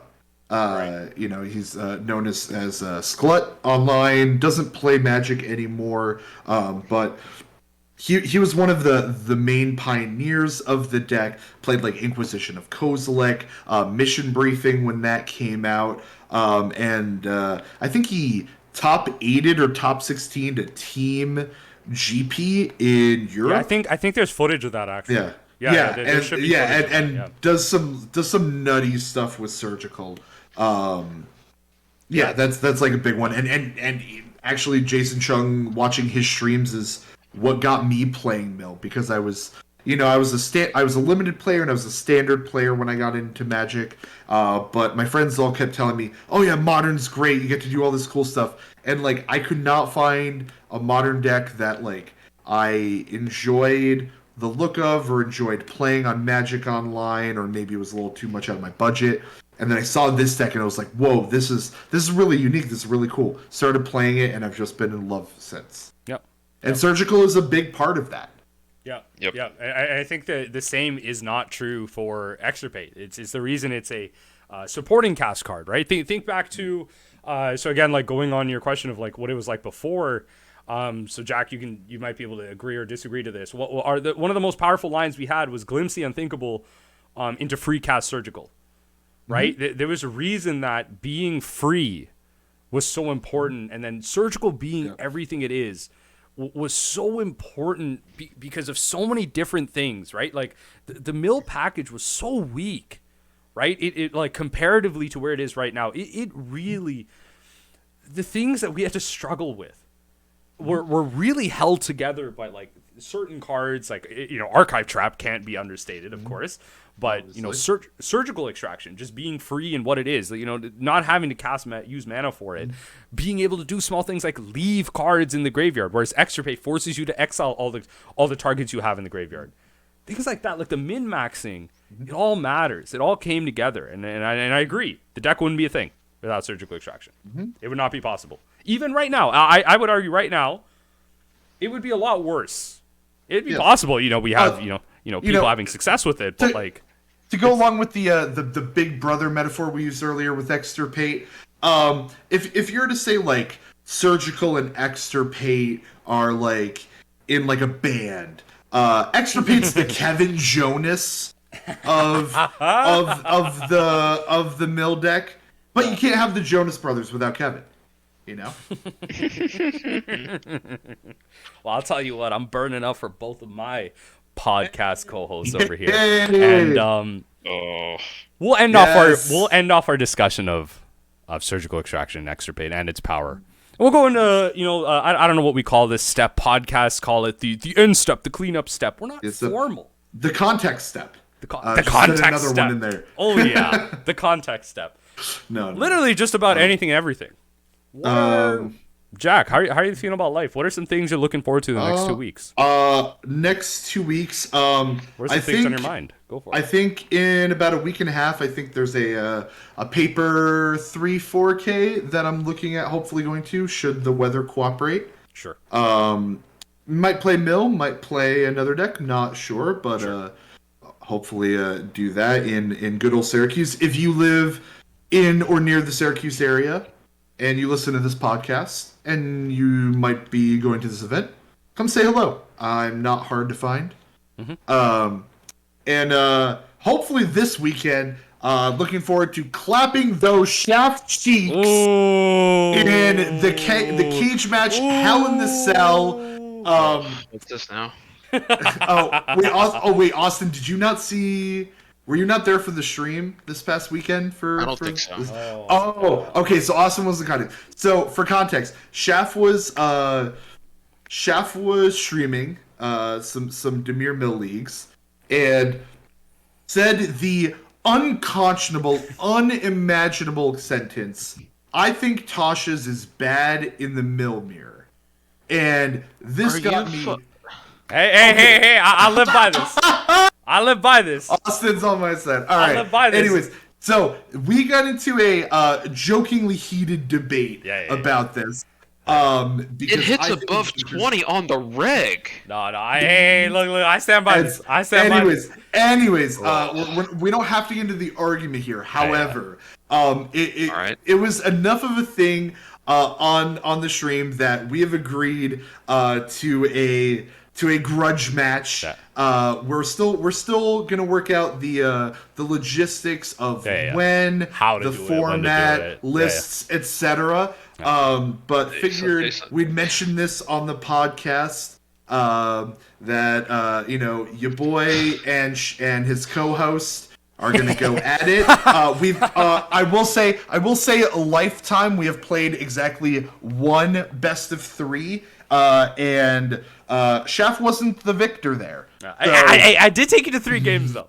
Hey, don't discount it. I did take you to 3 games though. Sure, okay. Absolutely, okay. and So, that's like 2 burn I'm gonna players claw saying, at whatever I have we went to 3 games because we bolted each other with who's on the play. I mean, anyway. I still maintain, as much as like again, I wish I was wrong about this. Mill mirrors are dice rolls. Like if you Sure. if you if But you're on there the is if you're on some the skill. play, you win the match. There is skill If involved. if Mortal Killzone is listening to this, friend of the podcast and the Discord, I did have the fortune of playing them this past weekend in the challenge, and we played in Milmir, Sultai versus Demir, and sure, there's definitely dice rolling involved. However, there is some skill in it. Yeah. Thankfully, blue and mirrors do enjoyed allow it. for that. Thankfully, it's not like Tron Yeah. mirrors. Thankfully, Well, so but it's also not a blue mirror like blue-white control. It's not insufferable counter. that sounds like pain. Yeah. Don't say that ever Um, again. yeah. That sounds like pain. Anyways, Christ. yeah, Yeah. folks, ticket pays for the whole seat, but you only need the edge. Yeah. I think Enrico talked about maybe getting some betting odds or whatever. I don't know how serious that is. Yeah, we'll But- talk. I'll talk to my guys at MGM Grand. Yeah, exactly. Yeah. We'll set up Yeah. the cage. Yeah, we got to get an opening fight. Maybe it's I don't know, Enrico versus someone else about why Astrolabe is egregious. Oh no! Wisnius list versus Metadex. So we're definitely gonna try and make that happen as soon as possible. Time pending, and then obviously we got to figure out how we're gonna do this. What's a fair way to do this? We're not gonna do a best of one match and be like, "Oh, I win!" That's not how this is gonna work. But yeah. So look out for that. Anyone on the podcast, obviously, you probably follow one of us on Twitter or on stream, or you're here on the Mill Discord. That's what's gonna happen. Austin, next 2 weeks? Likely before the next episode of the podcast. What are you thinking of? What's on your mind? Yeah, go for it. Not unfortunately not playing too much paper magic right now. Actually, any paper magic right now. It's Omicron's kind of spiked up big time, and I'm gonna be spending some time with family because my sister bought a house and needs help moving. So Sure. I'm kind of like locking myself away from people. I've just been playing a lot of Monster Hunter. Honestly, the new Monster Hunter came out for PC. Loving that. Nice. So probably a lot of that, and then lab work has been picking up. So that's pretty much it. Okay. Yeah. No. I think for me, I've created some like mini gaming goals because I think over the last like a lot of you guys know, like I stopped streaming for a little bit just because of like I was taken away from my like own personal life, and over the next revolution I've had recently is just like I've had this like mini phase where like I was like really bored of like gaming for a bit, and I discovered it's because I've been forcing myself to play all these like AAA titles and all that stuff, and I've gone back to like single player games, and I've been really enjoying Resident Evil. I've never played any of the other ones outside of 4 and 5, so I've been playing like Resident Evil 0. I just beat it the other day. I'm started up 1. Please stream Village. I'm gonna get there eventually. I know it's after the hype, but like I would love to see you play even Biohazard, like the one previous. Oh, they're Yeah. fantastic games. Yeah, and I would love to get your. I mean, I don't know if you've seen like gameplay of them, so I don't know how much of the story you know. But if you haven't been spoiled, I would love to get your reaction to the plotline of Village. Yeah, so I generally have not, like, I understand some larger points, but I haven't actually watched any gameplay because I know that one day I want to play them. Dimitrescu is a larger point in Village. So I will be playing those eventually. Right now I just have 0, 1, 2, and 3, and they're all the remakes. I didn't want to deal with the original controls, so I've been playing that. No, and the 2 remake is like apparently very good. Yeah, so from what I've seen, like, no, it graphically looks great. It looks like a Resident Evil 4 type of uplift, so I'm a fan of that. Yeah. So Our boy Russ is really into the older, like, non remade Resident Evil games. He plays them sometimes on stream, like 2 or 3 or something like that. I don't know. I just can't. The control scheme is so bad. The game itself is fine. Russ but is our boomer friend. Like, he grew up, he's 38, he grows up with that stuff. For everyone listening, like, okay, so the left stick, like, for those of you probably played with the controller, right? So, like, the left stick, you're usually using that to, here, I gotta hold a controller to actually, like, think about this here. Oh my god. So This is the gaming equivalent of holding up your thumb and index to see which was left or right. Yeah, so you move with your left, aim with your right? The Yes. right analog. So in Resident Evil, the old controls was with the left stick, you could go forward and back and turn left and right. and the right stick was go left, right, and turn up and down. Shuff, those are called tank controls, by the way. That sounds like it sounds great for a tank. It's called tank control. That's what that control scheme is. Yo, sounds great for a tank. It doesn't sound great for a first-person shooter. Get doctored. Yeah, that didn't sound good. The reason why is because you're in a fixed you don't. Yeah, the point of view, the camera is fixed, so now you're just moving around this. Yeah. I mean, I can imagine it helps with the horror element. The game's great design there, but I like my new controls. I'm also surprised you haven't said Elden Ring, 'cause that comes out. Oh yes. Oh no, yeah, yes. I was definitely getting there. I had my pre-order ready. Okay. The minute pre-order was ready on Steam, I paid for it. Many of you already know me. I think, my personal subjective opinion is the world building in Dark Souls 1 is some of the most creative that gaming has to offer in general. Preach to him. Tell him. It's just I haven't played a single game whose map design has come close to what Dark Souls 1 has created. And it's incredible. Forget the game mechanics. People hate the Souls games. Just the map design. Literally just the level, map design, the individuality. And that just brought me into the series. I think Elden Ring's going to shoot that to another level. If you love thematic games, play Bloodborne. And Jesus Christ, that game is so good thematically. I don't know how they were they made Dark Souls 1, and then no other game did the same. The idea of, for those of you who know, you start the game with the Master Key, and you can just go anywhere. In the first half of the game, you can go anywhere. You can skip entire areas. You can, the spiraling. I think that map has been referred to as a spiral because because you can go anywhere. You can go anywhere. I can literally go to one of the final areas of the game. Well, not really. They do put some hard limits on some stuff. Yeah. I can't walk to the final boss, but I can walk to any other boss in the game. I can walk to any other area in the game if I have the right items and I know where to go, because the whole world is open to you. I tried to get into Dark Souls speedrunning once, and one of my favorite routes was to go start the game, run all the way down to the catacombs, and get Nito's Gravelord sword, and that's getting down into a really late game area, and if you know how, you can just get down there no problem. And it's really tough too, because item. that's the catacombs with all the skeletons in it. Oh my gosh, yeah. It's very running for your life. You have to know where to go. I know very little about Dark Souls. I watched a lot of Dark Souls 3 gameplay. I don't enjoy playing those types of games because I'll just get very upset with it and just no, I don't it's very Dark Souls 3 just makes me Dark Souls 3 just makes me sad. But I enjoyed watching it. It was good. I enjoyed the story of it and everything. But for me, for games more recently, I just picked up something yesterday or the day before called East Shade. I'm gonna look this Never up. heard Talk of it. about it. Yeah. And East Shade, and this is gonna sound very lame compared to Dark Souls, Elden Ring. No, hold on. So East Shade is, imagine Skyrim-esque gameplay, but instead of fighting dragons and that sort of thing, you're a painter. Well, this is very pretty. It's beautiful. It's very, very beautiful visuals. Set your graphics up as high as you can with your rig, without overloading or whatever. And it has very pleasant music. The voice acting so far, I haven't played too much of it. I've only played probably 30 minutes or whatever. But the voice acting is adequate. And it just seems like a very peaceful game. And that's something that I feel I need in my life. It's kind of whenever I play Stardew Valley, for example. The feeling that comes to mind is cozy. Yeah. Yes.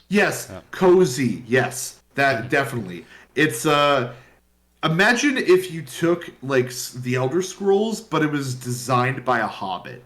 Yeah. Yeah, I'm looking at some of the characters right now. Some of the NPCs, they're literally deer. There's a bear, some owls. There's monkeys, it's approachable things. It's not like a haggardy demon that you find in the crypts of Skyrim. It's the worst Beastars parody I've ever seen. No. It's been enjoyable so far. So if you're looking for something that's a little bit more relaxed, There is some story to it, but it's mostly just, you're out there to enjoy yourself. It's the winter months here in the northern hemisphere. Also, you have COVID. A lot of people live in cities; they can't get out and sort of thing. Yep. This is kind of a way around that. Do some exploring, do a little bit of some story stuff, and you get to the painting mechanic. I wish was a little bit more involved. It's essentially taking a picture. Yeah. And then it just like creates the painting. I wish you could actually like interact with it more. So that's like a minor complaint I have. Right. But yeah, so far I'm enjoying that, and it's a not an expensive game. I think it's like $15 on Steam or something. Right. Yeah, it's like it's $12.49 right now. It's half off. Yeah. Yeah. So yeah, that's something, and it's not a AAA game. It's something that like probably almost nobody is gonna. The developers made 2 games. That's it. Quick shout out to your Steam stuff. So I've been playing some Dead by Daylight with buddies, and Oh yeah, I've seen you've been playing that. Yeah. Oh god, I cannot. I've seen the gameplay of that. That looks like it looks both frustrating and boring. it is. The gameplay loop is pretty monotonous, I would say. Like it can be.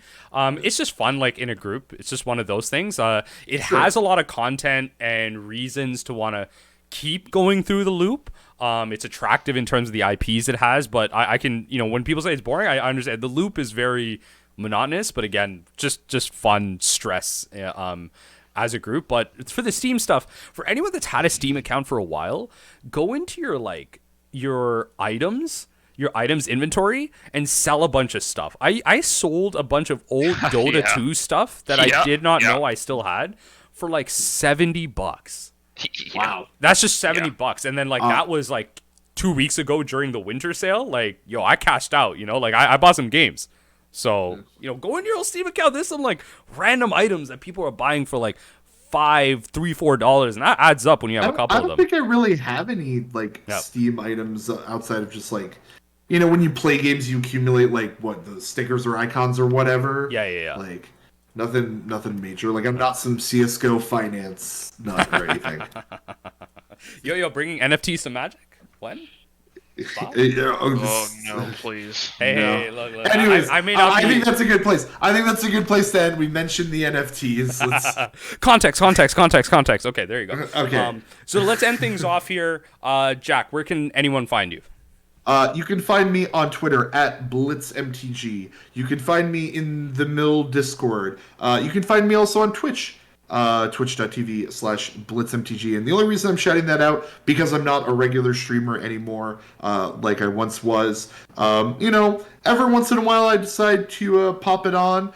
So come see if you like Mill, maybe some other decks. You enjoy K-pop. That's kind of the music I play on. And especially when I clap them shaft cheeks, I'll probably be streaming that too. Austin, what's your address? Physically in person and on the internet. Yes, I will dox myself for you. Your IP too. I'm at PartyTimeAustin on Twitter. I don't really tweet much except if it's probably something political or something about if I get a 5-0, I'll probably post it there. He's more of a reply guy than an pretty much tweeter. Yeah. And then but a good type of reply guy. I do have a Twitch account, but I rarely use it. But other than that, I'm on the Mill Discord. If you're in the Mill Discord, you've seen me. Yeah. He's our resident Mill Wallflower, and we appreciate him. For anyone else who, I don't know, do you really listen to this podcast not to know who I am? I'm not trying to be egotistical. Yeah. Is this actually is that actually a thing at this point? They went all the way to the bottom on the ratings. Yeah. It's hey, you know what though? No. So I'm so upset we didn't say this at the beginning. I just found out you can now do ratings on Spotify. I have not been able to get this podcast on Apple Music for the longest time, but rate us on Spotify. That is now a thing. Shoot us up the charts. We're not better than the Dive Down, but we're close. Okay, please. we have to be at least the second best Mill focused podcast. Okay, can I completely honest here? Some of the energy that I get from modern podcasts out there, I listen to a lot of modern podcasts. That's how I consume a lot of my content. Some people don't know how to speak. I don't want to name specific Oh names. no! Are we gonna name drop? No. No. Some people they don't know how to speak, and you know what? They're very proficient Magic players. They have a lot of accolades, and that's their value to them. I think, especially with someone like Austin coming on and exemplifying that, we have a great voice. I think people love to listen to us, and that's the type of podcast I listen to. Like, if you can engage me, that's what I'm here for. I don't care about how many Pro Tours you won. If you can't talk, I'm not listening to you. You sound dumb. Like, wow. That and in no way is Chef trying to be ableist for those of mute disabilities. Okay, yeah. No, I'm just saying, like, yo, you're making a podcast. Like, use your outdoor voice. Like, come on. Man. Yeah, but then again, if you're mute, you're probably not on a podcast. So, you might be listening. You might be listening. Yeah, definitely listening. Anyways, bring her home, Chef. We'll end it off there. Thanks everyone for hanging out. Thanks for having me, guys. I appreciate it. No worries. Absolutely. Thanks, Austin, for being here. You're great. We definitely want you back on a future episode. This has been super fun. Of course, anytime. But yeah, we're gonna end it off there. Thanks everyone for hanging out. Just remember. Context. Besides context, yes. Be a smart surgical savant. Don't be a silly surgical simp. Ooh, now that's the shout out, and that's the call out if I ever needed one. Thank you everyone for hanging out. Have a good night. Guys. Stay safe. Take care.